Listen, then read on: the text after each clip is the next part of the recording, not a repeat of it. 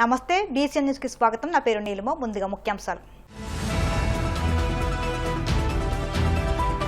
యుద్ధం వల్ల ప్రజలు ఎదుర్కొంటున్న సమస్యలపై చర్చించామన్న మంత్రి పార్థసారథి. ఆయిల్ కంపెనీలు గ్యాస్ సరఫరాదారులతో సీఎం చర్చించారని వెల్లడి. తిరుమల పవిత్రతపై చిత్తశుద్ధి ఉంటే తక్షణమే బీఆర్ నాయుడుతో టీటీడీ చైర్మన్ పదవికి రాజీనామా చేయించాలి. ప్రభుత్వాన్ని డిమాండ్ చేసిన మాజీ మంత్రి ఉషశ్రీ చరణ్. యువతను మోసం చేయడంలో చంద్రబాబు సిద్ధహస్తుడు. వైసీపీ యువజన విభాగం రాష్ట్ర అధ్యక్షుడు జక్కంపూడి రాజా మండిపాటు.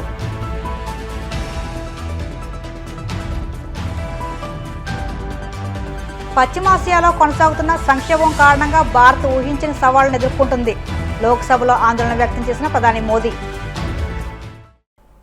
యుద్ధం వల్ల ఎలాంటి పరిస్థితులు వచ్చినా ఎదుర్కొనేందుకు సిద్ధంగా ఉండాలని సీఎం చంద్రబాబు అధికారులను ఆదేశించారు. ప్రజలు ఎక్కడ ఇబ్బందులు పడకుండా అన్ని రకాల చర్యలు తీసుకోవాలని నిర్దేశించారు. గ్యాస్ కొరత దృష్ట్యా ఇండక్షన్ స్టవ్లను వాడేలా చేయాలని, కంపెనీలు వాటి ఉత్పత్తి పెంచేలా చర్యలు తీసుకోవాలని సీఎం చంద్రబాబు ఆదేశించినట్లు మంత్రి పార్థసారథి తెలిపారు. ఆర్టీజీఎస్లో అధికారులతో సీఎం చంద్రబాబు సమీక్షించారని వెల్లడించారు. పైప్ ద్వారా సరఫరా చేసే గ్యాస్ను పెంచాలని కలెక్టర్లు, అధికారులను ముఖ్యమంత్రి ఆదేశించినట్లు మంత్రి వెల్లడించారు. ప్రస్తుతం జరుగుతున్న యుద్ధ పరిస్థితుల్లో ప్రజలు ఎదుర్కొనే సమస్యల గురించి చర్చించడం జరిగింది. ప్రత్యేకంగా ఎల్పిజి, ఎందుకంటే మార్కెట్లో ఎల్పిజి షార్టేజ్ అని చెప్పేసి, ఎల్పిజి ఇంకా కొన్ని రోజులు ఉంటే రాదు అని చెప్పేసి రకరకాల అపోహలు కానివ్వండి, అనుమానాలు కానివ్వండి ఉన్న పరిస్థితుల్లో డిస్కస్ చేయడం జరిగిందని చెప్పేసి మనం చేస్తాను. దీంట్లో సంబంధిత అధికారులు, మన రాష్ట్ర ప్రభుత్వ అధికారులు, కేంద్ర ఆయిల్ కంపెనీస్ అధికారులు ఎవరైతే ఉంటారో వారు ఆన్లైన్లో, అదేవిధంగా ప్రైవేట్ గ్యాస్ సప్లైర్స్, ఇది మన మెగా గ్యాస్, అటువంటి భాగ్యలక్ష్మి గ్యాస్, అటువంటి కంపెనీల అధికారులు కూడా పార్టిసిపేట్ జరిగిందని చెప్పేసి మనం చేస్తాము. మరి ముఖ్యమంత్రి గారు ప్రజలకి ఎటువంటి అసౌకర్యం కలక్కోకుండా చర్యలు తీసుకోవాలని చెప్పేసి అధికారులకి, అదేవిధంగా గ్యాస్ కంపెనీ అధికారులు కూడా, ఆయిల్ కంపెనీస్ అధికారులు కూడా రిక్వెస్ట్ చేయడం జరిగింది, సూచించడం జరిగిందని చెప్పేసి తెలియజేస్తా ఉన్నాను. నేను కుకింగ్ గ్యాస్ షార్టేజెస్ని అధిగమించడానికి ఎటువంటి చర్యలు తీసుకోవాలో కూడా ఆలోచన చేశారు. మరి ఆయిల్ కంపెనీస్ కూడా ఎటువంటి ఇబ్బంది లేదు, తప్పుకోకుండా ప్రజలకు అసౌకర్యం కలక్కోకుండా చూస్తామని చెప్పేసి భరోసా కల్పించారు. అయినా కూడా ముఖ్యమంత్రి గారు ఇటువంటి పరిస్థితుల్లో సమస్యలు అధిగమించడానికి ఎటువంటి చర్యలు తీసుకోవాలో కూడా సూచించడం జరిగింది. ప్రత్యేకంగా ఇండక్షన్ స్టవ్స్ని, ఎందుకంటే చూస్తుంటే రేపు మాపు యుద్ధం కూడా ఆగేటట్టు కనపడుతుందా.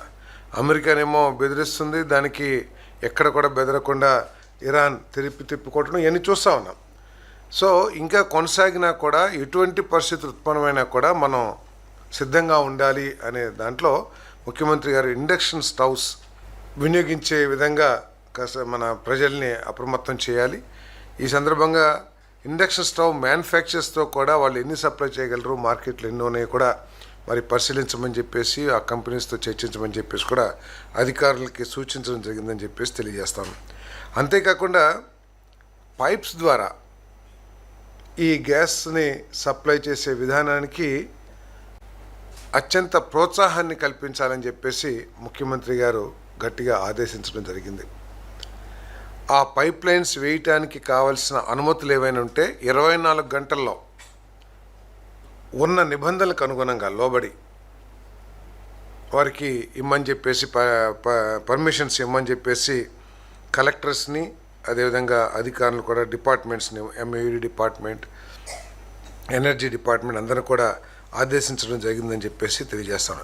దీని మూలంగా ఏంటంటే భవిష్యత్తులో కూడా ఖర్చు తగ్గే అవకాశం కూడా ఉంటుంది. ఎందుకంటే ఇది చీప్ గ్యాస్ కాబట్టి కొంచెం తక్కువ గ్యాస్, అంటే సిలిండర్స్ ద్వారా ఇచ్చే కంటే కూడా ఇది తక్కువ ధర ఉంటుంది కాబట్టి మరి ప్రజలకు కూడా ఉపయోగంగా ఉంటుందనే ఉద్దేశంతో దీన్ని ప్రోత్సహించాలని చెప్పేసి చెప్పారు. అంటే రాష్ట్ర ప్రభుత్వం తీసుకున్న చర్యలు 30,000, 40,000 ఇప్పుడు దాకా అసలు ఉంటే, ఒక 3 నెలల క్రితం వరకు 30,000-40,000 కనెక్షన్స్ ఉంటే, ప్రభుత్వం తీసుకుంటున్న చర్యలు కానివ్వండి, ప్రోత్సాహకాలు కానివ్వండి, 1,05,000కి కనెక్షన్స్ పెరిగినాయి. మరి మనం ఇచ్చే మన రాష్ట్ర ప్రభుత్వ విధానం ఏదైతే ఉందో ఈ పైప్డ్ గ్యాస్లో మరి కేంద్ర ప్రభుత్వం కూడా అప్రిషియేట్ చేయటం, దేశంలో ఎక్కడ కూడా మరి ఇంత ప్రోయాక్టివ్ చేయట్లేదని చెప్పేసి కూడా కేంద్ర ప్రభుత్వం అబ్జర్వ్ చేసినట్టు కూడా తెలియజేసింది చెప్పేసి మనం చేస్తాం. అంటే ఈ సిలిండర్స్ గ్యాస్ నుంచి పైప్డ్ గ్యాస్కి మారటం మూలంగా కాస్ట్ ఎఫెక్టివ్, సిలిండర్లో మనం తీసుకునే గ్యాస్ కొద్దిగా కాస్ట్లీ ఉంటుంది, అంతేకాకుండా పొల్యూషన్ ఫ్రీగా ఉంటుంది, కంప్లైంట్స్ కూడా తగ్గిపోతాయి.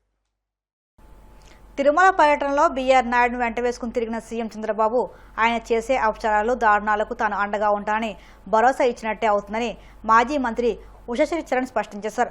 బీఆర్ నాయుడు స్త్రీలోడని తెలిసినా అలాంటి వ్యక్తిని పక్కన పెట్టుకుని ఆయన ప్రతిష్టను కాపాడుతానని చంద్రబాబు చెబితే భక్తులు ఎలా నమ్ముతారని ఆమె ప్రశ్నించారు.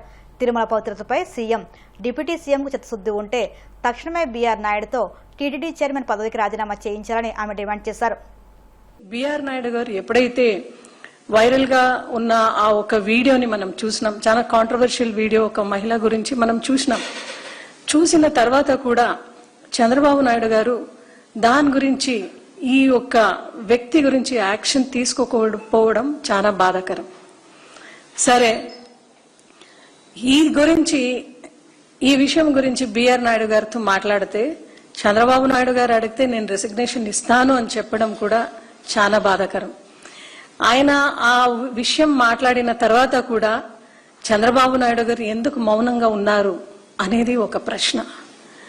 ఈరోజు తిరుపతి దేవస్థానమ్స్ అంటే కేవలం ఒక ఆంధ్రప్రదేశ్ రాష్ట్రానికి మాత్రం సంబంధించి భక్తులు మాత్రమే కాకుండా వాళ్ళ కాணிకల్ని, ముడుపుని కూడా ప్రపంచవ్యాప్తంగా, దేశవ్యాప్తంగా కూడా మనం చూస్తూ ఉంటాం.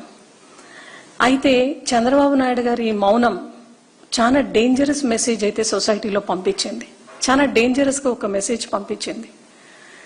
ఎందుకంటే కొన్ని రోజులు బీఆర్ నాయుడు గారు రాకోకుండా టీటీడీ నుంచి కొన్ని రోజులు దూరం ఉన్నా కూడా హఠాత్తుగా ఒక 2 days బిఫోర్ ఆయన చంద్రబాబు నాయుడు గారు పర్సనల్ విజిట్ అయితే ఏమి, అఫీషియల్ విజిట్ అయితే ఏమి, ఏదున్నా కూడా బీఆర్ నాయుడు గారు ఇట్లా వచ్చి ఆయన మనవుడు బర్త్డే రోజు ఇట్లా తిరుమల ప్రత్యక్షం అయి వాళ్ళ ఫ్యామిలీ మెంబర్స్తో ఇట్లా రావడం ఎంత మాత్రం సమంజసమని యావత్ మహిళా లోక, ప్రజలు, భక్తులందరూ కూడా నిజంగా they are in very much in deep shock and grief also.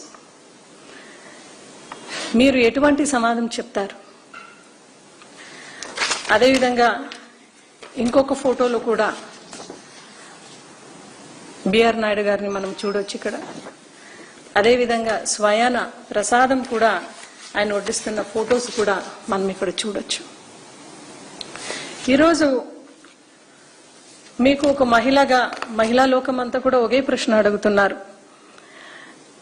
ఇంత ధైర్యంగా ఆయన రాగలుగుతున్నారు, మీతో ఇంత ధైర్యంగా పార్టిసిపేట్ చేసుకుంటున్నారంటే ఎవరు ధైర్యంతో వస్తున్నారు? ఎవరు కూడా నన్ను అడిగేవాళ్ళు లేరు, దీనిపైన చర్యలు తీసుకునే వాళ్ళు లేరు అనే ధైర్యంతోనే వస్తున్నారు కదా. గతంలో కూడా భగవద్గీత గురించి ఒక కాంట్రవర్షియల్ స్టేట్మెంట్ అట్లా వస్తే భగవద్గీతని కూడా కించపరిచే విధంగా కూడా బీఆర్ నాయుడు గారు మాట్లాడినారు. తిరుమల తిరుపతి దేవస్థానంలో తొక్కేసలాట్లు జరిగితే అక్కడ చనిపోయిన వాళ్ళ గురించి, మరణాల గురించి అడిగితే కూడా ఇన్సెన్సిటివ్గా ఆన్సర్ చేయడం కూడా మనం చూసినాం. ఈరోజు నేను ఒకటే మాట అడుగుతున్నాను, ధర్మం గురించి మాట్లాడే వ్యక్తులు, ధర్మ రక్షణకు నిలిచిన వ్యక్తులు ఈరోజు ఏం చేస్తున్నారు? పవన్ కళ్యాణ్ అయితే ఎలక్షన్ కు ముందరైతే సనాతన ధర్మాన్ని బేస్ చేసుకుని ఆయన ఓట్లు అడిగినారు. పవన్ కళ్యాణ్ గారు, మిమ్మల్ని ఒకటే మాట అడుగుతున్నాం ఈరోజు, ఇక్కడ సనాతన ధర్మాల్లో పవిత్రతను కాపాడాలి, ఆలయంలో పవిత్రతను కాపాడాలి అనేది మీకు తెలీదా? మీరు ఇన్ని దీక్షలు, ఇన్ని పూజలు చేసిన వ్యక్తి కదా. మళ్ళీ ఈ రోజు తిరుమల తిరుపతి ఆలయంలో టీటీడీ చైర్మన్ వల్ల జరుగుతున్న అపపవిత్రం గురించి మీకు తెలిసినా కూడా ఇటువంటి వ్యక్తికి మీరు సపోర్ట్ చేయకుండా మీరు బయటికి వచ్చి ఫస్ట్ సనాతన ధర్మాన్ని, హైందవ ధర్మాన్ని కాపాడాల్సిన వ్యక్తిగా మీరు ఉండగా ఈరోజు ఈ మౌనం, పవన్ కళ్యాణ్ గారు మౌనం తిరుపతి దేవస్థానం గురించి, అదేవిధంగా బిఆర్ నాయుడు గురించి ఆయన మాట్లాడుకోకుండా మౌనం వహిస్తున్నారంటే దేనికి సంకేతం అని అడుగుతున్నాం. కూటమి ప్రభుత్వం ప్రచారంలో ముందంజలో ఉన్న పనితీరులో మాత్రం పూర్తిగా వెనుకబడి ఉందని వైసీపీ మాజీ ఎమ్మెల్యే జక్కంపూడి రాజా విమర్శించారు. యువతను మోసం చేయడంలో చంద్రబాబు సిద్ధహస్తుడని 2014-2024 ఎన్నికల్లో నిరుద్యోగుల ఓట్లు దోచుకుని గెలిచాక వారిని పూర్తిగా మోసం చేశారని ధ్వజమెత్తారు. ఉమ్మడి మేనిఫెస్టోలో ప్రతి సంవత్సరం జాబ్ క్యాలెండర్ విడుదల చేస్తామని, 5 ఏళ్లలో 20 లక్షల ఉద్యోగాలు కల్పిస్తామని, నెలకు 3,000 నిరుద్యోగ వృత్తి ఇస్తామని హామీ ఇచ్చారని గుర్తు చేశారు. కానీ వాటిలో ఏ ఒక్కటి కూడా అమలు చేయలేదని విమర్శించారు. ఎన్నికలు అయిపోయాక వాళ్ళకి మొండి చేయి చూపించే కార్యక్రమం చేయడం. 2024 ఎన్నికల సందర్భంలో కూడా బీజేపీ, తెలుగుదేశం, జనసేన ఈ 3 రాజకీయ పార్టీలు కలిపి ప్రకటించినటువంటి ఉమ్మడి మేనిఫెస్టోలో కూడా చాలా స్పష్టంగా ప్రతి ఏడాది జనవరి 1వ తేదీ నాడు ప్రభుత్వంలో ఉన్నటువంటి ఖాళీని భర్తీ చేసేటటువంటి క్రమంలో భాగంగా జాబ్ క్యాలెండర్ ని రిలీజ్ చేస్తాము అని చెప్పి ఒక స్పష్టమైనటువంటి హామీని ఇవ్వడం జరిగింది. అంతేకాకుండా ఏడాదికి 4 లక్షల మంది చొప్పున 5 ఏళ్ల కాలంలో 20 లక్షల ఉద్యోగాలు ఇస్తాము ఈ రాష్ట్రంలో ఉన్నటువంటి నిరుద్యోగులకి అని చెప్పి చెప్పడం జరిగింది. వాటితో పాటుగా ఈ రాష్ట్రంలో ఉన్నటువంటి నిరుద్యోగులందరికీ కూడా నెలకి 3,000 రూపాయల చొప్పున ప్రతి ఒక్కరికి కూడా నిరుద్యోగ భృతి ఇస్తాను అని చెప్పి కూడా హామీని ఇచ్చినటువంటి కార్యక్రమం మనం చూసాం. కానీ ఎక్కడా కూడా ఈ హామీలను నెరవేరుస్తా ఉన్నటువంటి పరిస్థితి మాత్రం కనిపించడం లేదు. మనం గమనిస్తే ఈ మధ్య కాలంలో శ్రీ లోకేష్ గారు తండ్రి గారి వారసత్వాన్ని తీసుకుని ఆయనకి వ్యక్తిగతంగా ఏ రకమైనటువంటి అర్హత లేనప్పటికీ కూడా రాజకీయాల్లోకి వచ్చి ఒక షాడో ముఖ్యమంత్రిగా అన్ని శాఖల్ని ఆయన కంట్రోల్లో పెట్టుకుని నడుపుతా ఉన్నటువంటి లోకేష్ గారు మొన్నటి రోజు ఉగాది సందర్భంగా ఏదైతే ఎన్నికల్లో హామీని ఇచ్చామో ఆ హామీని నెరవేర్చేస్తున్నాము, జాబ్ క్యాలెండర్ ని రిలీజ్ చేస్తున్నాము అని చెప్పి ఒక హంగామాని సృష్టించి ఒక జాబ్ క్యాలెండర్ రిలీజ్ చేయడంతోనే ఏదో అపాయింట్మెంట్ ఆర్డర్లు ఇచ్చేసినంత బిల్డప్లు ఇస్తూ పెద్ద ఎత్తున ప్రచారానికి తెరలేపినటువంటి పరిస్థితి మనం గమనిస్తాం. ఉగాది రోజు మన పెద్దల నుంచి కూడా ఏదైతే షడ్రుచులతో ఓ చక్కటి ఉగాది పచ్చడిని తీసుకుని అందరం కూడా ఇంట్లో కుటుంబ సభ్యులు అందరూ కూడా తింటాం. కానీ లోకేష్ గారు ఈ రాష్ట్రంలో ఉన్నటువంటి నిరుద్యోగుల నోట్లో ఉగాది పచ్చడి కాకుండా నోట్లో మట్టి కొట్టాడని చెప్పి చెప్పుకోవాల్సినటువంటి అవసరం.